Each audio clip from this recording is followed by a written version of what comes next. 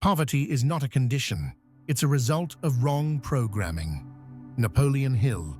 Before we begin, here's a small ritual. Write in the comments one word that accurately describes your current state. Sign it, and let's get started. You wake up tired, not just from lack of sleep, from life itself. Everything feels heavy. The job, the expectations, the endless trying. And no matter how much you do, the feeling is the same. Not enough. You followed the rules. You worked hard. You were polite. You stayed within the lines. And still, you're barely surviving. Living paycheck to paycheck, or worse, debt to debt. And deep inside, a voice whispers, "Maybe something's wrong with me, but nothing is wrong with you." That feeling of emptiness, of futility, it's not weakness, it's the beginning of awareness, a crack in the illusion. They told you that if you study hard, work hard, stay consistent, you'll be rewarded. But no one mentioned that this system doesn't reward effort. It rewards something else. And this is the first painful truth. The world doesn't care how much you try. It cares about what you create. It cares about value. That word, value, sounds abstract, cold, but it's everything. It's the invisible currency that runs this entire system. The more value you bring to others, the more life gives back to you. But if what you bring is replaceable, ordinary, invisible, the return will be minimal. It's brutal, but it's true. You can spend decades in loyalty and obedience and still be discarded in one meeting, one message, one email. Because in this world, loyalty is not currency. Value is. And here's the part no one tells you. Your value is not what you think it is.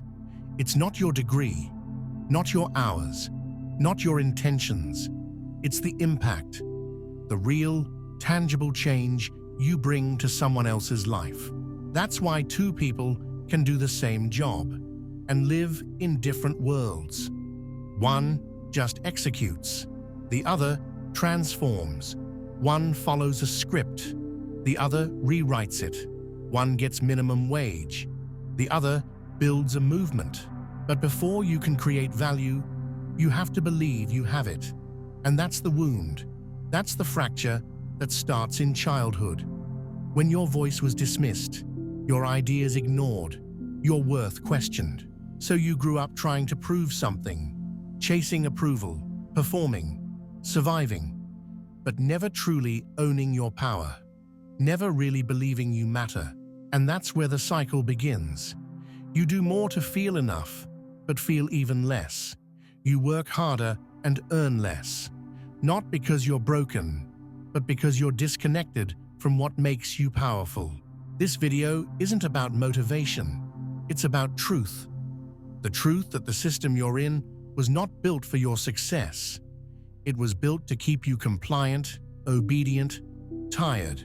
But once you see it, you can't unsee it. And once you understand what drives real wealth, you'll stop playing a game that was rigged from the start. By the end of this video, you'll understand why your pain is not your enemy. It's a message. And maybe, just maybe, it's your turning point. The most dangerous lie is the one that looks like truth. You've been told that if your life isn't working, you're doing something wrong. You're not thinking positively enough. You're not manifesting correctly. You're not disciplined, grateful, focused. And so you try harder. You repeat affirmations, read more books, follow more gurus. But deep down, nothing changes. Because the problem isn't your mindset. The problem is the illusion that mindset alone can save you. Most people who talk about success won't tell you this. But there is a reason why self-help often becomes self-harm. Because when things still don't work, you blame yourself even more. You think, everyone else is succeeding. I must be broken. You spiral into shame, guilt, frustration. The truth is, you're not broken. You're stuck in a system that rewards surface over substance, performance over presence, image over integrity, and your soul knows it. This is why therapy, coaching, and all the books in the world sometimes feel useless. They give you language, but not direction. They offer comfort, but not change. They patch over wounds that are still bleeding underneath. They teach you how to cope, but not how to live. And the worst part?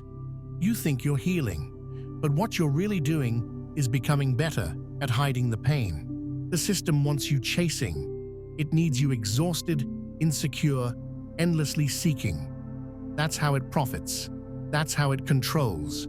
It teaches you to outsource your power to experts, to structures, to formulas. But real transformation doesn't come from outside. It starts when you stop lying to yourself, when you look at your life and admit, this isn't working. Not because you failed, but because you've been playing someone else's game. You were trained to follow, to ask for permission, to be a good boy, a good girl, a good employee. And in doing that, you lost yourself. You traded authenticity for approval. You silenced your hunger. You numbed your instinct. And now you wonder why everything feels dull, flat, meaningless. But that feeling is not a problem. It's a signal, a reminder that your soul was not built for smallness. Most people don't fail because they didn't try hard enough. They fail because they tried the wrong thing for too long. They stayed in the wrong job, the wrong path, the wrong story, waiting for something to change. But nothing changes until you do. And no amount of mindset tricks will fix a life that goes against your truth. It's not about thinking better thoughts. It's about facing the real ones. You've been told that you're not where you want to be because you don't believe enough. But maybe you're not where you want to be because you've been taught to believe in lies.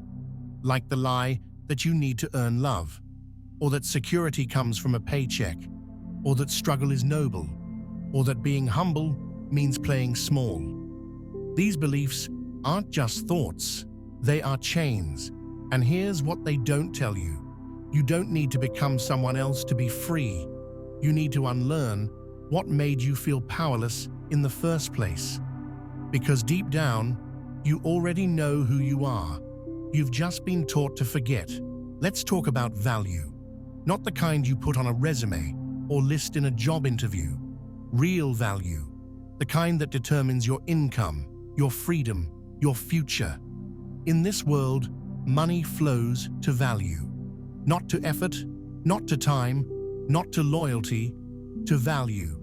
And if no one ever taught you what that really means, you're not alone.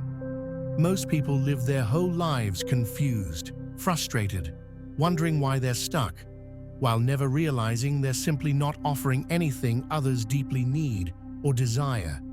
And not because they're useless, but because no one ever helped them see what they're actually capable of giving. You don't get paid for who you are. You get paid for what you solve. And the more painful, urgent, emotional the problem, the more people are willing to pay for a solution. That's the game. A surgeon saves lives. People pay. A coach helps rebuild identity. People pay. A creator helps someone feel seen, heard, inspired. People pay. But if what you offer can be done by anyone, replaced in a day, duplicated without thought, the system will reflect that. It's not fair, but it's real.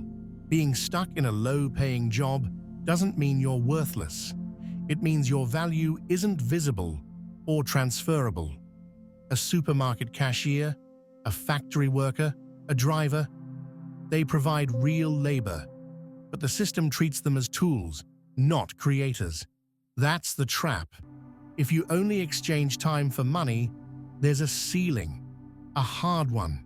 You'll work more and more just to stay afloat. But when you begin to build value that scales, repeats, transforms, everything shifts. And here's the hard truth. Your value doesn't grow automatically. It grows when you invest in it, when you learn, build, risk, create. When you go from passive to intentional, that could be a skill, a story, a product, a service, a voice. But it has to mean something to someone. It has to touch a nerve. The biggest mistake is waiting for permission to start. You don't need a degree to be valuable. You don't need followers. You need proof that what you offer makes a difference. Real value is built in discomfort. You grow it by doing things that stretch you, by facing your fear of being seen, by rejecting the belief that you're not enough. Because value isn't just external, it's internal. People feel it when you believe in what you give, when you own it, not as arrogance, but as clarity. And the more clear you are, the more others trust you. That trust, that connection, is what turns attention into income. So if you feel stuck, ask yourself, what do I solve? What do I give that actually matters?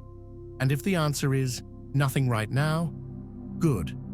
That means there's room to grow. That means you're not done.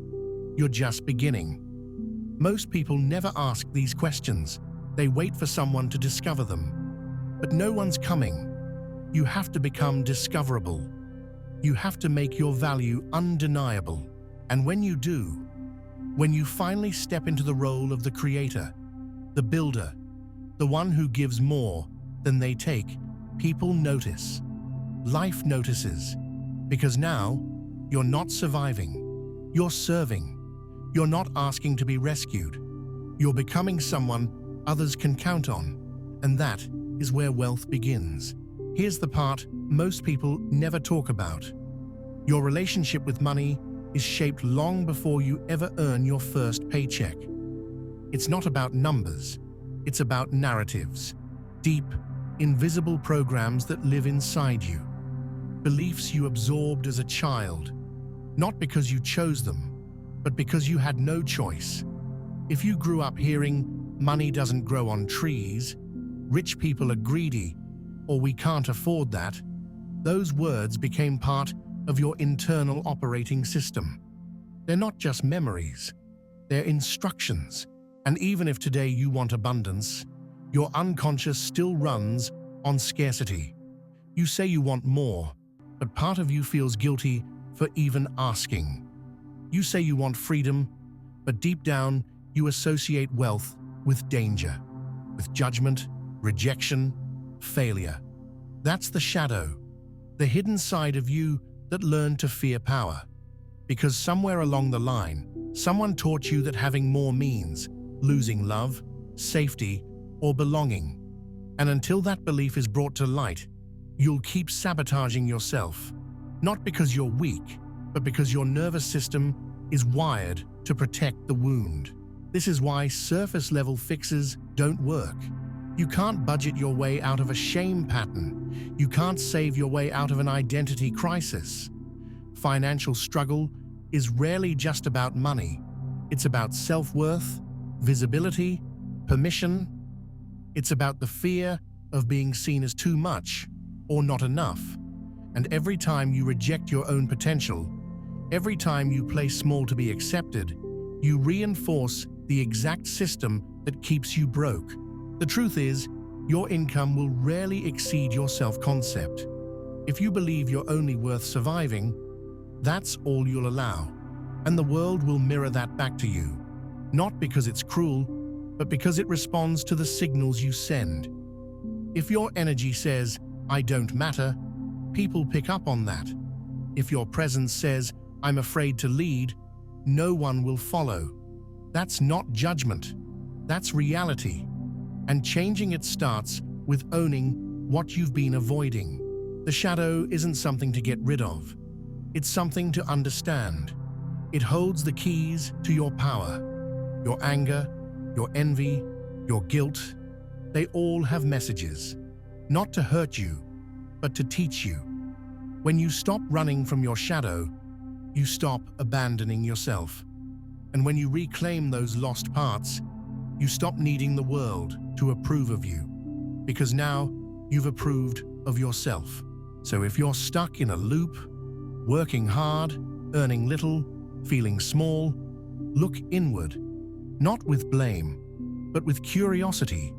Ask, what story am I still living in? Whose voice is still deciding my value? And what would happen if I stopped listening? Because the moment you break that pattern, even slightly, something changes. You show up different. You speak different. You receive different. And that shift, quiet as it may be, is the beginning of everything. There's a reason why the oldest financial wisdom still holds more truth than most modern strategies. In ancient Babylon, wealth wasn't a mystery, it was a discipline. People who had little learned how to keep and multiply what they had. And they did it not by chasing miracles, but by following principles. These principles didn't rely on luck, talent, or timing. They relied on behavior, on consistency, on understanding how money actually moves, and most importantly, on understanding yourself. The first principle was simple. Pay yourself first. Not the bank, not your bills, not your lifestyle. You. Before anything else, a portion of what you earn must stay with you. Not be saved for a future purchase, not used to treat yourself, but kept as proof that you value your labor. Most people live in reverse. They spend everything, then try to save what's left. But there's never anything left, because the system is built to keep you in need, not in power. The second principle, control your expenses, not from scarcity, but from awareness. People think wealth means spending more, but real wealth means needing less. The person who makes little but keeps more is often richer than the one who earns a lot, but burns it all. It's not about deprivation, it's about discipline. It's about knowing the difference between temporary relief and long-term freedom, and having the courage to choose the latter. The third principle, make your money work for you. This doesn't require millions. It requires mindset. A small, consistent amount placed into the right hands, into something that grows, will build more wealth than years of labor without direction. But most people never get there because they're too busy trying to escape the present. They spend to numb, to avoid, to feel alive. And in doing so, they stay stuck in cycles they could have broken with clarity and patience. These aren't abstract ideas, they're laws. And every time you break them, you pay, not just financially, but emotionally, because deep down, you know when you're out of alignment. You feel it in the stress, the resentment, the fear, and you tell yourself, it's just life. But it's not life. It's a system you've accepted. And the moment you stop accepting it, you open the door to something else. You don't need a complex plan. You need a new standard, a decision that your energy, your time, your talent will no longer be wasted. That from this day forward, you will build, even if it's small, even if it's slow, because the compound effect of right action is unstoppable. Babylon knew this, every empire knew this, and the ones who rise today know it too. The question is, will you remember what you were never taught? Changing your financial life doesn't begin with a business plan. It begins with identity, with the quiet, honest decision that you're no longer available for certain patterns of avoidance, self-betrayal, and learned helplessness. You don't need to become someone else. You need to stop abandoning who you already are. Because the version of you that builds wealth is not smarter or luckier. They're just more aligned. Aligned with truth. Aligned with value. Aligned with action. Start here. Look at someone who already lives the life you want. Not to compare, not to envy, but to decode. Success always leaves clues. Study how they think, what they believe about money, about time, about themselves. what they tolerate, what they don't. You'll start to see a pattern, not of talent, but of habits, of boundaries, of relentless clarity. The difference between you and them isn't capacity, it's choices. Daily, boring, consistent choices. The people who build something meaningful usually begin with nothing except the decision to begin. They don't wait for perfect conditions. They don't chase 10 ideas at once. They pick one direction and move. Fast, messy, flawed, but forward. They build a skill. They test. They adapt. And most importantly, they deliver value before they demand reward. That's the shift from consuming to creating, from asking to offering, from hoping to building. You already have something to give. A story, a skill, a service, a perspective. But if you never offer it, refine it, make it useful, it remains dormant. Wealth isn't found, it's unlocked. And the key is in motion.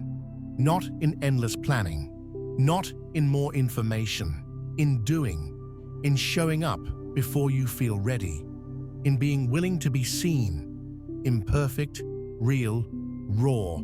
That's where trust is built. And trust, over time, becomes currency. Start simple, start small, but start.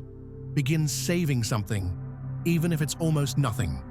Begin building something, even if no one sees it yet. Begin telling the truth, even if your voice shakes, because every powerful person you admire once felt like you, lost, overwhelmed, unsure, but they moved anyway. And in that movement, something shifted. Momentum grew, confidence followed, and life began to respond. The only thing standing between where you are and where you want to be is the decision to stop waiting. Not for a miracle, but for your own permission. You're not behind. You're not broken. You're just one step away from the version of you that no longer needs convincing. That version builds. That version leads. That version is already in you. If there's one principle you need to remember for the rest of your life, let it be this. Money always moves toward clarity. Not talent, not effort, not even need. Clarity. Clarity of value. Clarity of intention. Clarity of direction. People trust what feels solid, what feels consistent. And most people are financially unstable because their energy is unstable. Their focus is scattered. Their intentions are blurred. And money avoids chaos. So here's the shift. Start treating your money like something that responds to you. Because it does. It reflects how you treat yourself. If you waste your time, you'll waste your money. If you avoid responsibility, your bank account will mirror that. But if you show care, precision, awareness, even in small amounts, your financial life begins to shift. Not because of magic, because of alignment. Here's a simple daily practice that can change everything. Track your spending. Not to judge, not to punish, just to see. Awareness is power. For the next 7 days, write down every dollar you spend, where it goes and how it feels. You'll be shocked how much clarity that brings. Suddenly, you'll notice patterns, impulses, emotional triggers, and with awareness comes choice. Second, pay yourself first, even if it's a tiny amount. Make it a ritual. Before anyone else gets paid, you do. You're training your system to prioritize your future, not just your survival. That one act, repeated daily or weekly, changes your entire identity from consumer to creator. It tells your mind, I build, I keep, I grow. Third, give your money a direction. Don't let it wander, even if you only save for peace of mind, for flexibility, for a dream not yet born. That's enough. Unused money decays, but money with purpose multiplies. Set a clear reason, a goal, a vision, something real. That's what anchors the habit. And finally, simplify. Most people complicate finances to avoid facing them. But it doesn't have to be hard. Keep one habit. Keep one goal. Keep one system. Start small. Repeat daily. Let the results compound. Because they will. Slowly, quietly, inevitably. If this spoke to you, subscribe to the channel. Let these ideas reach those who are ready to stop running from their truth. And if you feel something shift inside, subscribe to the Telegram too. That's where this work continues. If you recognized yourself in these words, write in the comments, "I accept my shadow." Say it not just for others, but as a promise to yourself. This is only the beginning.